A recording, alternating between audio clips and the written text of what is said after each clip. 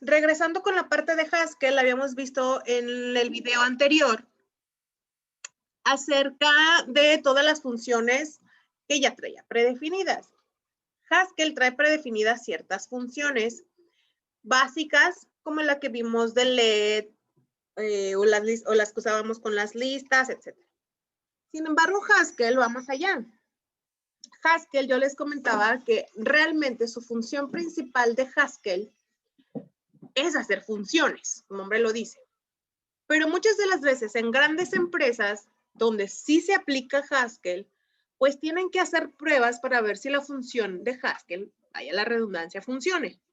Entonces, ¿qué es lo que hacen? Bueno, implementan ciertas estructuras o ciertas librerías, o la gente externa crea funciones incluidas en una librería para que las pueda consumir Haskell.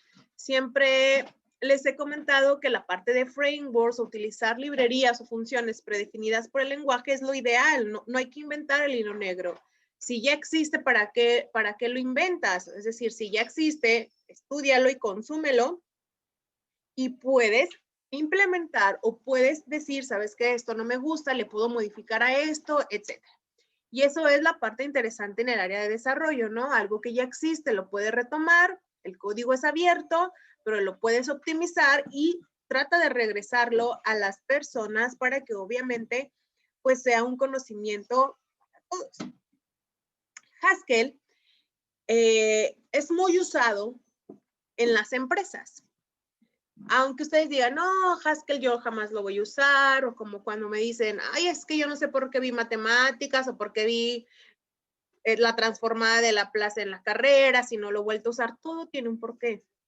Haskell, si tú no lo vas a usar, pues no hay problema, pero se usa, y se usa en grandes empresas. Y se usa en grandes empresas. Las grandes empresas, estoy hablando de actuales, utilizan Haskell para programar sus funciones ya muy específicas. Yo les decía que Haskell permite hacer funciones, la mayoría o normalmente matemáticas, para hacer optimizaciones. Entonces, Haskell utiliza Facebook. Facebook para poder combatir el spam, es decir, las personas de Facebook desarrollan un código y ellos lo que hacen es mejorar el rendimiento, hacen algunas operaciones y lo utilizan para combatir el spam. NVIDIA utiliza Haskell para todo el backend de sus GPU. Recordar que NVIDIA pues se centra mucho en NVIDIA en la parte de video, entonces la mayoría de las funciones del lado del backend están desarrolladas en Haskell. Microsoft también utiliza Haskell. En algún proyecto, no estoy tan segura todavía si lo está llevando a cabo o lo está maximizando, pero utiliza Haskell en un proyecto llamado Bond. Bond es un marco para trabajar con datos esquematizados, o sea, es decir, ya para cosas de diseño. Morgan, el banco más grande de Estados Unidos, tiene un grupo Haskell para poder desarrollar nuevos productos. Barclays es una empresa comercial y utiliza Haskell para poder diseñar herramientas ya un poquito más, como dice ahí, exóticas para sus comerciales. IBM, AT&T, el Banco de América también utiliza Haskell como solución de programación funcional en sus proyectos. Entonces, si ustedes no se van a enfocar en Haskell, pues no se estresen, ¿verdad? Pero sin embargo, vuelvo a repetirla, lo ideal es conocer los estilos de programación, conocer para qué sirve y conocer por qué se utiliza.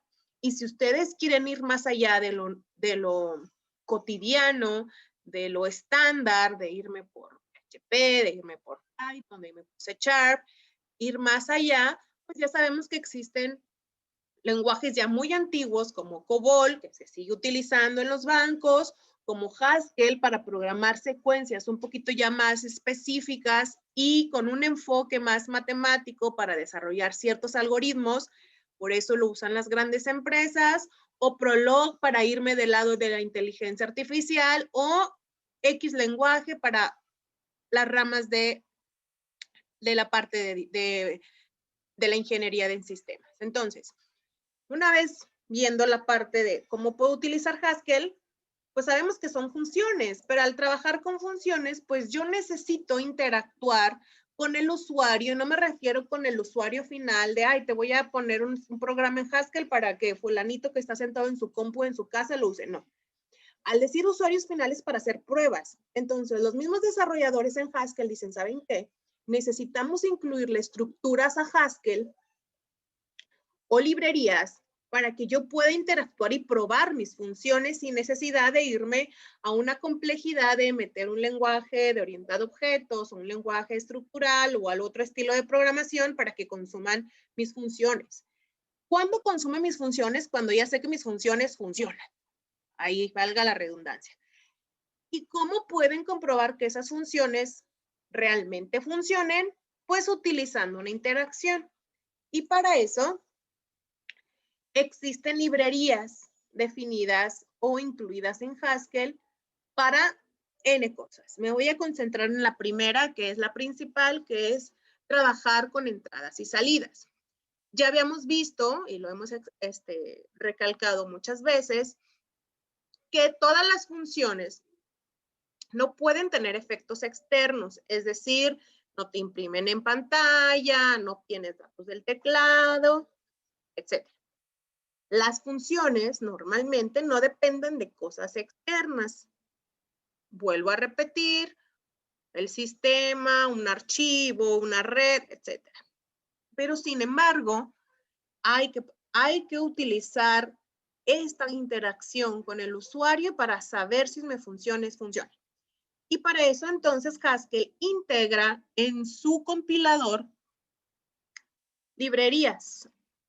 La más importante, mejor conocido en cualquier lenguaje de programación. Ustedes si desarrollan en orientado a objetos con C# utilizan el IO, PHP-IO. ¿Por qué? Porque el lenguaje es universal. Yo les comentaba que aunque sean distintos estilos de programación, pues trabajamos con conceptos similares. Entonces, input-output significa entrada y salida.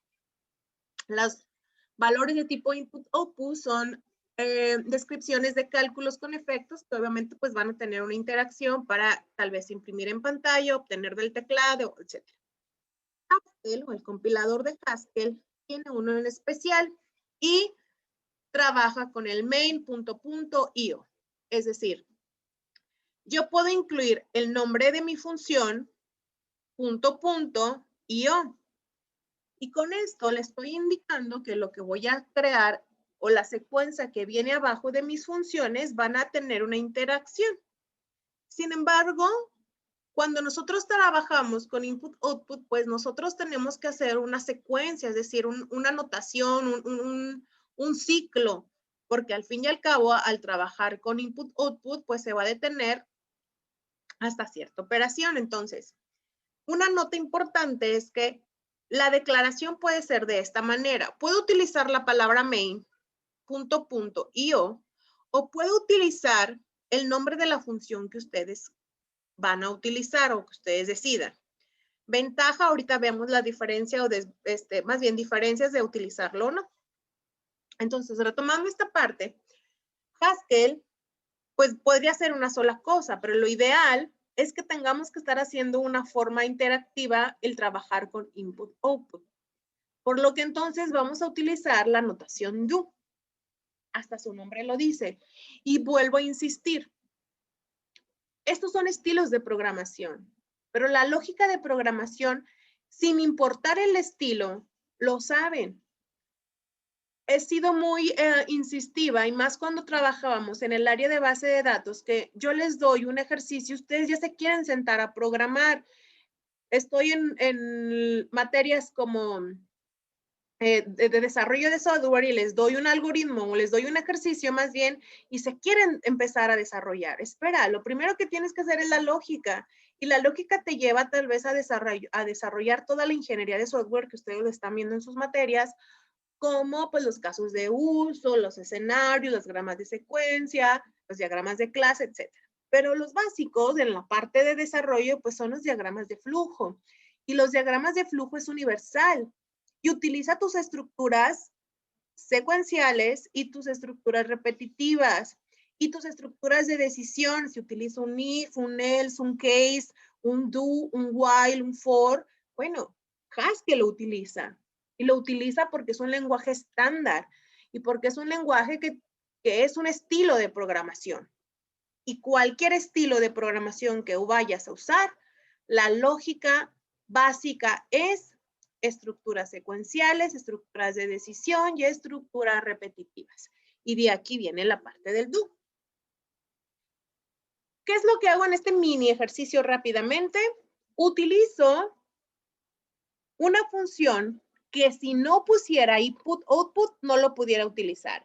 Y aquí viene una variante. Si se fijan, el nombre de mi función es selectchange.io.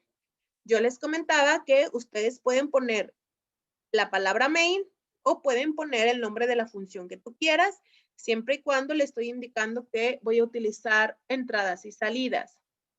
Después utilizo mi secuencial, es decir, mi do, para indicar que es una acción que voy a estar utilizando repetidamente. Put STRL en español, pues pon un string con salto de línea. LN significa salto de línea, entonces es como para, en resumidas cuentas, imprime en pantalla con un salto de línea. Te vas a imprimir en pantalla, hello user, salta de línea y te pregunta, what is your name? Y así como existe el console.writeLine y el console.readLine, bueno, aquí lo que estoy diciéndole es get, obtén la línea. ¿Cuál? Pues la que tú vas a escribir.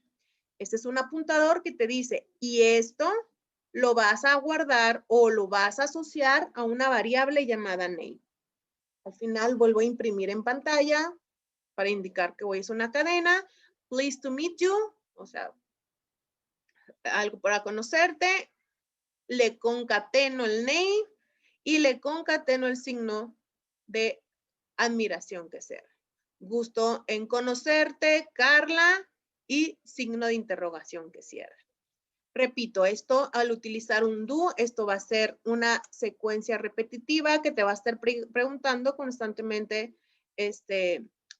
cuál es tu nombre, lo va a obtener y lo va a guardar en una variable. Aunque está chiquito, trae distintas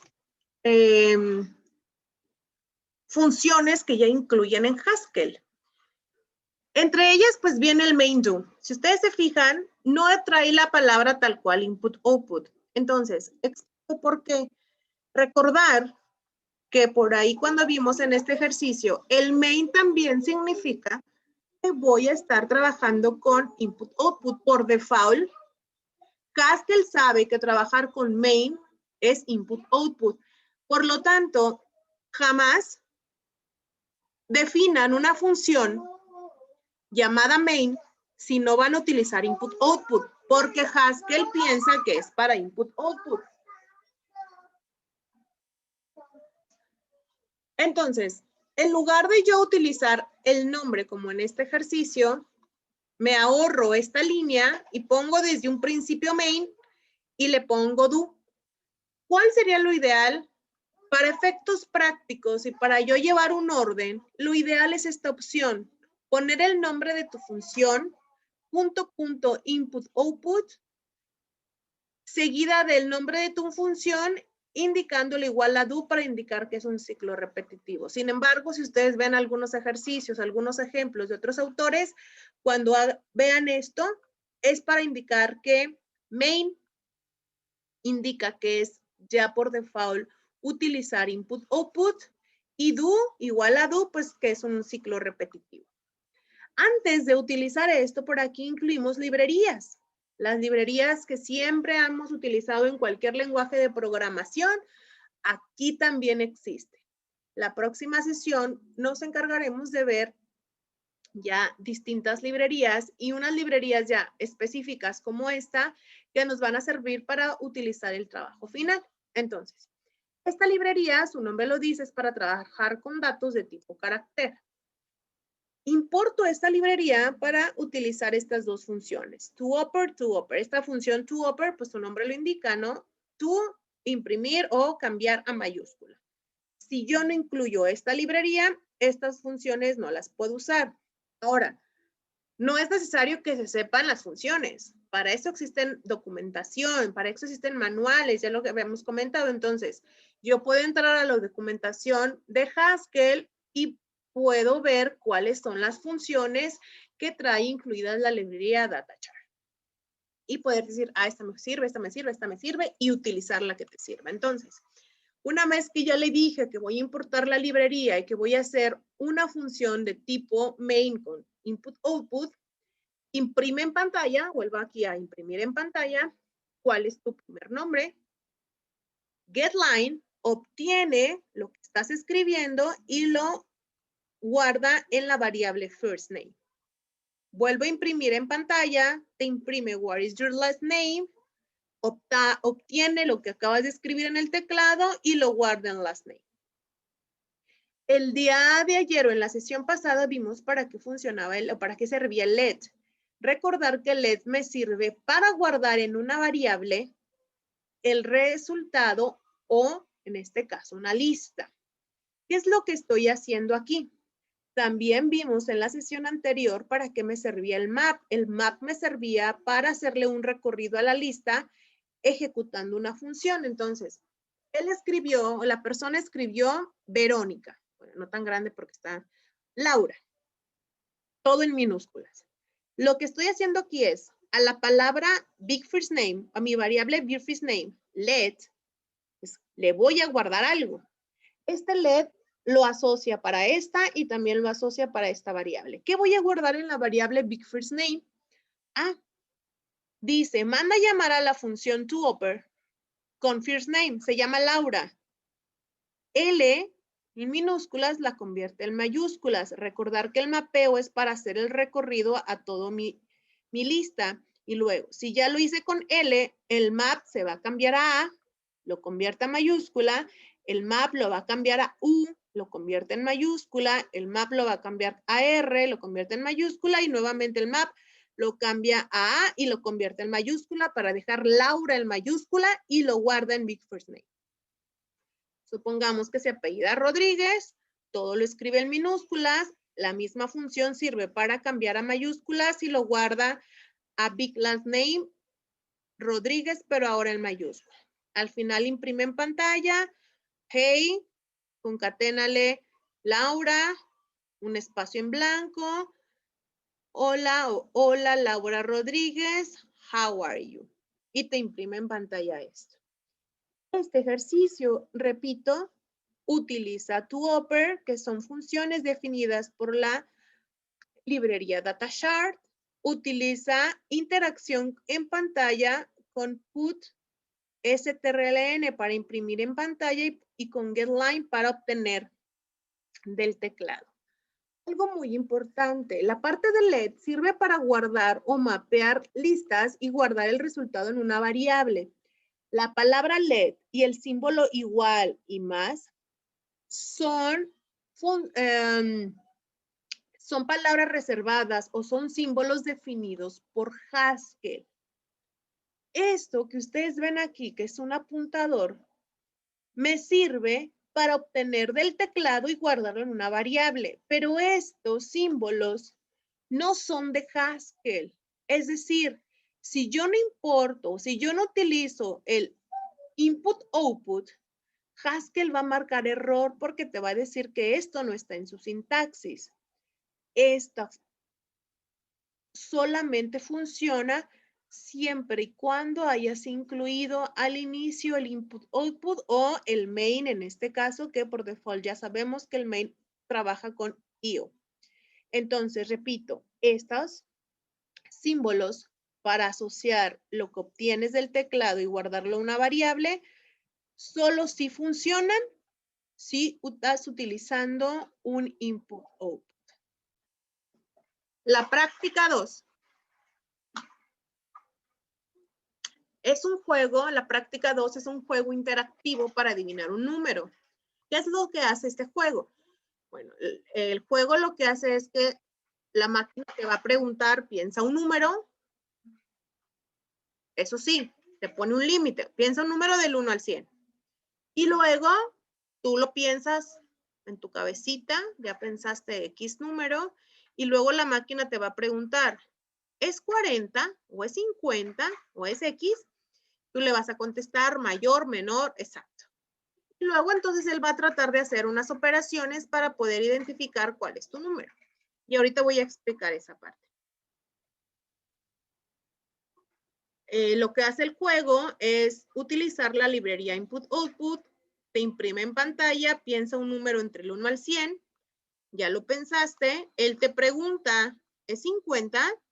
Y tú te va a imprimir mayor, menor, exacto, y tú le vas a escribir mayor.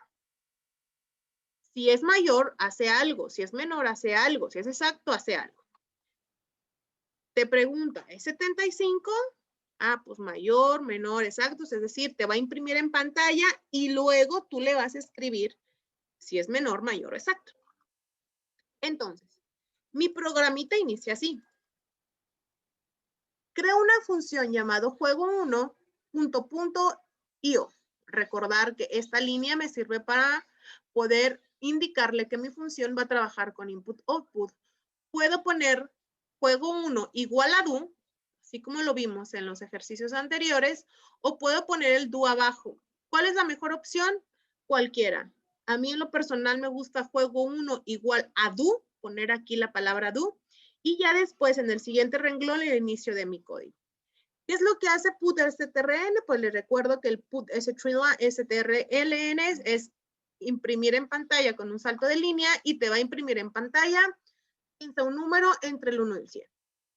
Resulta que yo ya pensé un número y mi número que pensé es el 55. Y entonces, él le manda llamar una función llamada adivina. La función llamada adivina le va a pasar dos valores, el número menor y el número mayor. En este caso, el número menor ahorita es 1 y el número mayor ahorita es 100, porque es tu primer pensamiento.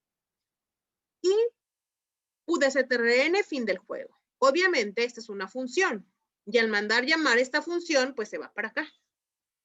Esta función recibe un entero, bueno, más bien recibe dos enteros y devuelve un valor de input-output. Al decir que devuelve, a diferencia, yo no lo usé como aquí. Sin embargo, al decir que devuelve un valor de input-output, desde ahí le estoy indicando que voy a utilizar las funciones de input-output sin necesidad de hacer esto. ¿Por qué? Porque es una función que la está mandando llamar aquí. Recibe dos enteros y devuelve una salida input-output y esos dos enteros lo asocia a A y lo asocia a B. Es decir, si yo lo primero que pensé es 1 a 100, ¿qué le está recibiendo aquí? 1. Ah, pues A es igual a 1 y B es igual a 100. Se va para acá y luego hace el do, porque recordar que en una secuencia de IO, pues tiene que llevar un do. Put-strln te imprime en pantalla, pero si ustedes se fijan ya no te pone LN, significa que no va a ser un salto de línea. Te va a esperar en la misma línea para que le contestes, para que al fin y al cabo te dé una respuesta como aquí. Recordar que en este ejemplito que nosotros estábamos viendo, te imprimía en pantalla. Recordar que te imprimía en pantalla es 50, te imprimía mayor, menor, exacto, y se queda aquí listo para que tú escribas tu respuesta. Por eso no estoy utilizando el LN. Por eso nada más pongo put, imprime un string. Te imprime es y luego te imprime, utiliza la función show. El día de la sesión anterior vimos show y show es para cambiar o para poner un entero a un string. Cuando vimos el ejercicio de poder traducir el día, le decíamos show día, y si yo decía 1, este 1 lo convertía en string para poderlo poner como cadena. Entonces el show es para, como quien dice, es un convert. Y le manda llamar a una conjetura, ¿sí? Esta conjetura hace esta función. Obtiene el valor de A, que ahorita el valor de A es 1, más obtiene el valor de B, que ahorita el valor de B es 100. Entonces dice, suma 1 más 100 y el resultado divídelo entre 2. Y al poner div 2 te va a obtener el entero. A más B 1 más 100 entre 2 me va a dar 51. Entonces te va a preguntar, ¿es 51? Y te imprime mayor, menor, exacto, y está listo para que tú le contestes. Habíamos dicho que nosotros habíamos pensado el 55. Entonces, ¿es 51? ¿Qué le voy a contestar? Mayor. Mayor lo pone aquí. Tú escribiste la palabra mayor, lo guarda en la variable S y hace un case. En caso de que S va a tener o mayor o menor exacto. Si es mayor, se va por aquí, si es menor, se va por acá, y si es exacto, se va por acá. Entonces, en caso de que sea mayor, fue mi número, el mayor que 51, dice, mándele llamar adivina, y adivina es la misma función, va a ser una recursividad, pero ahora pásale conjetura. ¿Cuál fue mi conjetura que yo le puse? 51 más 1, 52. Pásale 52 más B. Es decir, ¿cuánto vale B? 100. Y le vuelve a mandar a llamar adivina. Adivina recibe ahora, me regreso aquí, recibe 52, recibe 100, 52 lo asocia a y 100 lo asocia a B. Vuelve a llamar, a imprimir es y le manda a llamar a conjetura y ahora 52 más 100 entre 2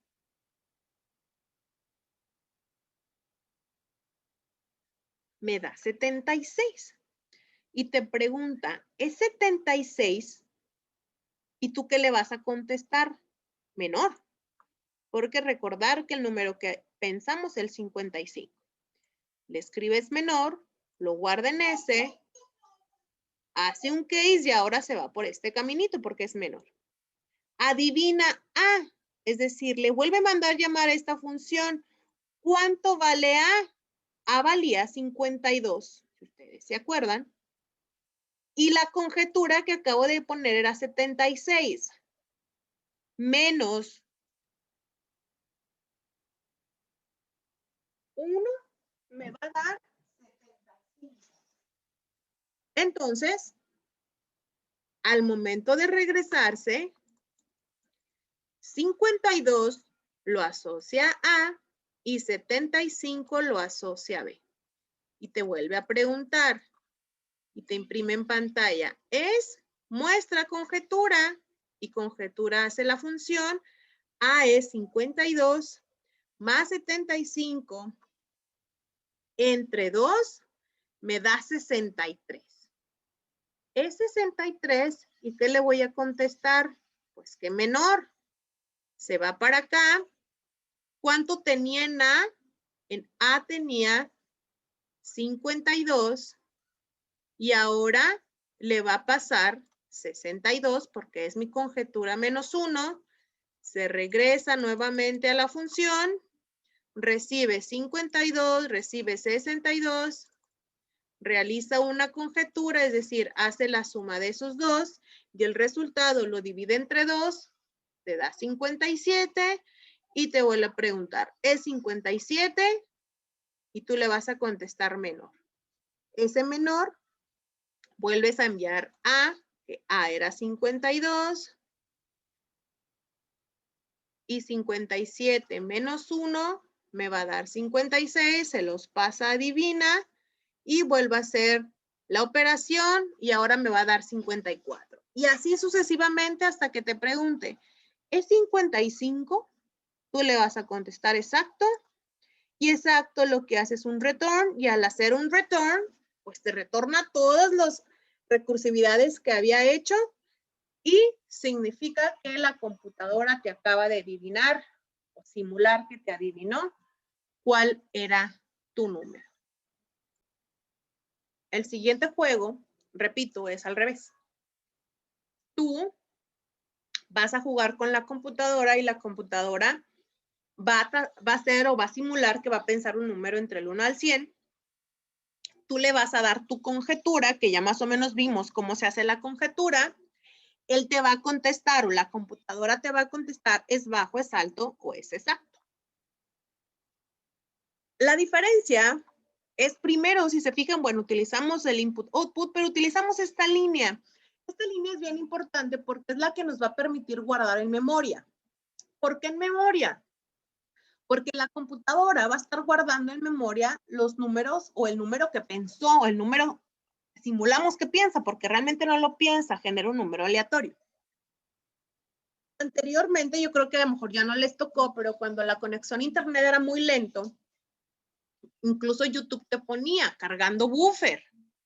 ¿Por qué? Porque los paquetes que llegaban de internet no llegaban tan rápido. Hay que recordar que los paquetes por internet viajan, por ejemplo, si tú haces una petición para la canción X, dice, ok, este paquete va por el canal 1, este paquete va por el canal 2, este paquete va por el canal 3, cada uno tiene un identificador. Cuando llegan a tu computadora, puede ser que llegó primero uno y luego otro, pero llegó el 1. Y luego el que llegó después fue el 5, y luego el que llegó después fue el 6. Entonces, hasta que no lleguen todos en el orden correcto, pues te dice que te está guardando en memoria. Están guardando en buffer. Y eso es lo que hace esta línea.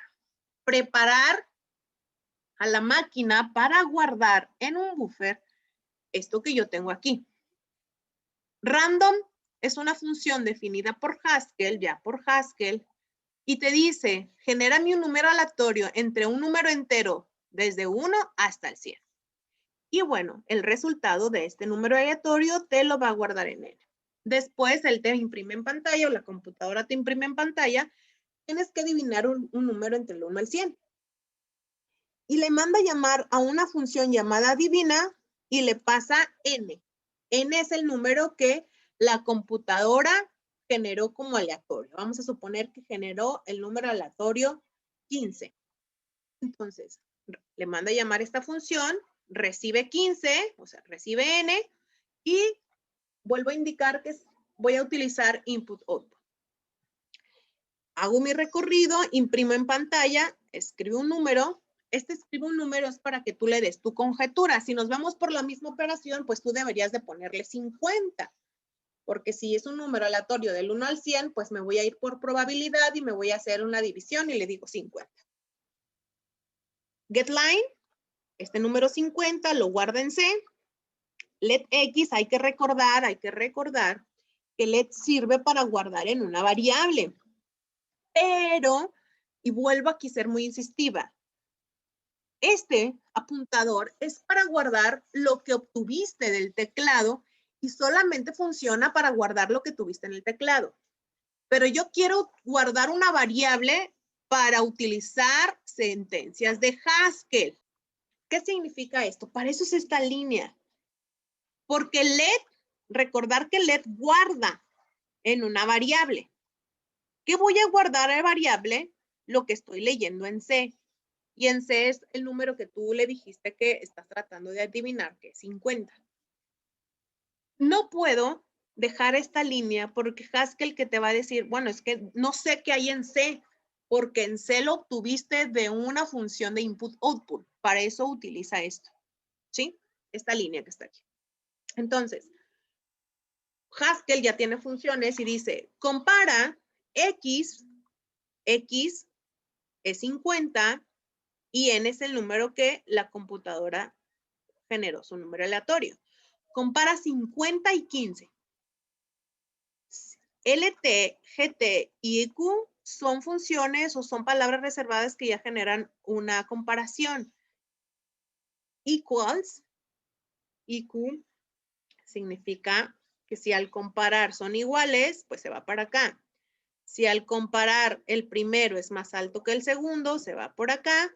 Y si al comparar el primero es más pequeño que el segundo, entonces se va por aquí. Repito, recibe X, que X es el 50 que tú le estás indicando.